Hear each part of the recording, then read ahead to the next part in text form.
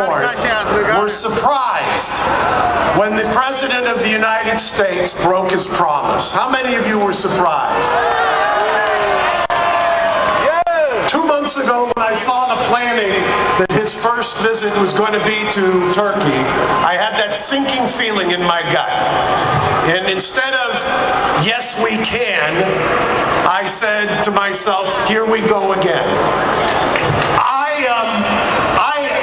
I was an ardent supporter, and I suppose like many of you, sucked in by the belief that what a politician promised us in the campaign, that they would keep their promise. I believed that. Every time I heard, whether it was in Iowa, whether it was in Michigan, whether it was in California, every time I heard those three words, yes, we can, I thought,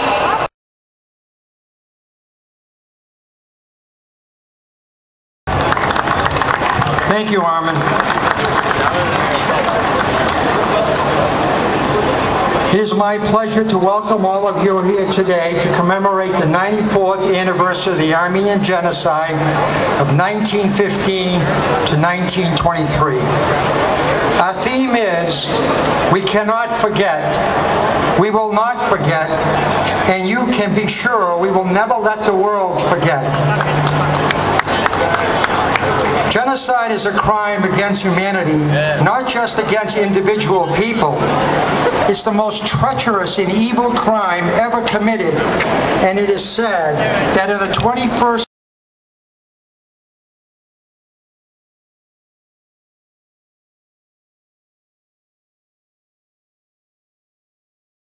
over and over. When people read those stories, or from the witness from Darfur, we know what happens. We ask ourselves, what can we do? This ought not to be the case. We ought to be better. We ought to do better. Something should be done. I'm not going to go into everything that we're doing, but believe me, we have people working night and day, as many of you, many of our brother and sister organizations and people of goodwill are. What I do want to do, though, is to also report that we've made enormous progress in building the Armenian Genocide Museum 4 blocks from the White House. 50,000 square feet with room to expand. By the end of May, we'll be moving our staff in. The architectural plans are done. The exhibit design plans are done. Thousands and thousands of artifacts and exhibits are being sorted through by experts to determine what should go where to tell our story the best as a point of pride. And most of all, to reflect what I think all of us want is to make sure that we achieve the level of education, we achieve the level of support so that these things don't happen again, so that we do get a just solution to the continuing crime of the Armenian genocide.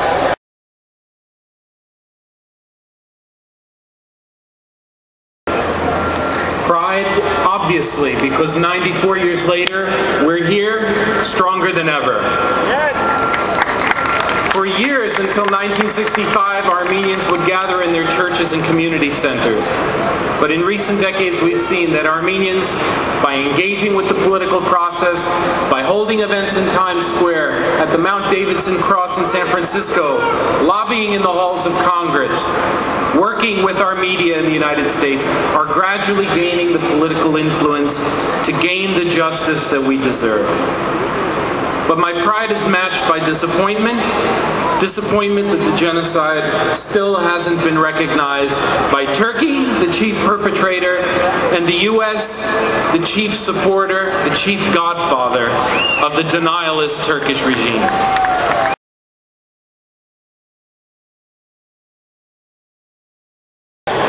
Let us hold our governments accountable. First and foremost, let us hold the U.S. government accountable. Pull out your cell phones, call the White House at the following number, 202-456-1414, and make your voice heard, flood their phone lines. Secondly, Secondly, just as important, we need to warn our Armenian government not to fall prey to clever tricks by Turkish diplomacy that for years has always found a way to stave off the inevitable. What we need to tell our government is genocide recognition is inevitable, it will happen, and together we will reclaim all that is ours, the lives, the lands, everything that was taken away from us must be accounted for. Thank you.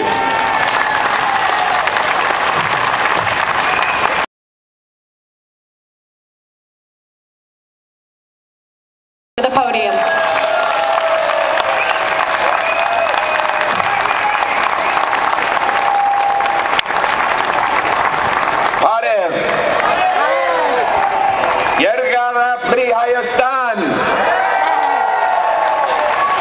That's it. You've heard the whole extent of my knowledge of Armenian anyway.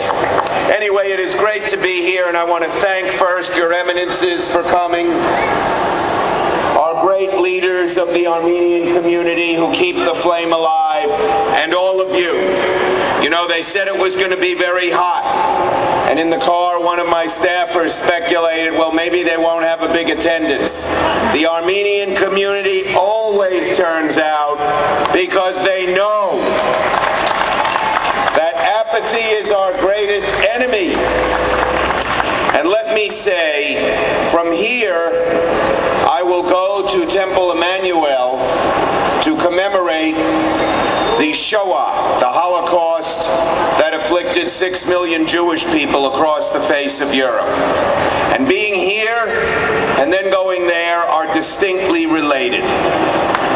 One of the main reasons that Hitler thought he could get away with killing so many Jewish people was that the whole world forgot the Turkish slaughter of the Armenian people, the Turkish genocide of the Armenian people. And you cannot deny history. My good friend Sam Azadian gave me a long list of news articles that occurred in the papers then. Appeal to Turks to stop massacres, April 28, 1915. 6,000 Armenians killed, May 17, 1915. Wholesale massacres of Armenians by Turks, July 29, 1915, all in the New York Times. The New York Times didn't have a bias for or against the Armenians or for or against the Turks. They were just telling the truth. And then there's an article that Sam pointed out to me. Pope makes new plea, may make new plea to Kaiser.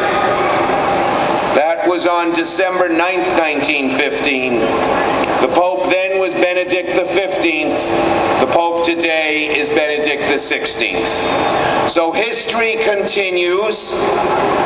History is continuous. And history demands that we never, ever forget.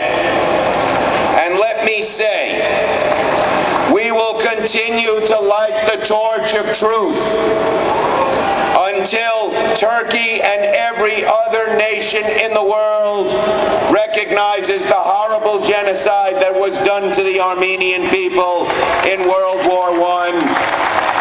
We will continue to speak and march until that genocide is recognized.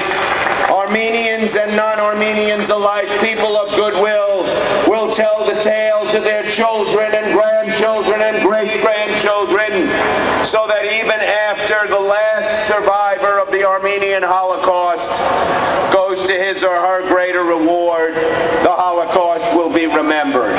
Remember, ladies and gentlemen, truth always prevails. Sometimes it takes 100 years. Sometimes it takes less.